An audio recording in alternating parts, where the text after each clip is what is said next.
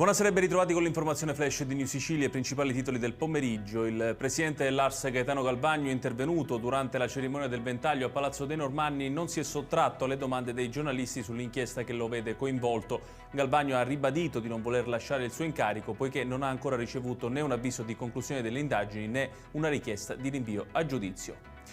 Il vice premier Salvini annuncia per la settimana prossima l'approvazione del progetto definitivo del ponte sullo Stretto di Messina, con apertura dei cantieri prevista entro l'estate. L'opera da 13,5 miliardi sarà, secondo il ministro, un simbolo di rilancio e legalità per il Sud. Intanto il CDA della società Stretto di Messina ha dato il via libera agli atti preparatori per il CIPES. Bloccati i voli in arrivo e in partenza dall'aeroporto di Catania per la chiusura temporanea dello spazio aereo a causa dell'intervento di velivoli antincendio nella zona sud della città. Un vasto rogo di sterpaglia ha infatti richiesto l'intervento dei vigili del fuoco, della forestale e della polizia.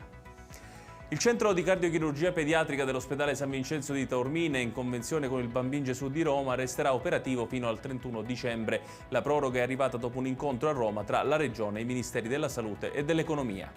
E chiudiamo con il meteo, cieli grigi su gran parte della Sicilia nella giornata di domani per effetto di infiltrazioni umide che però non porteranno piogge significative. Nubi intense sui litorali tirrenico e ionico, sereno sul versante meridionale, possibili piovaschi pomeridiani sull'Appennino.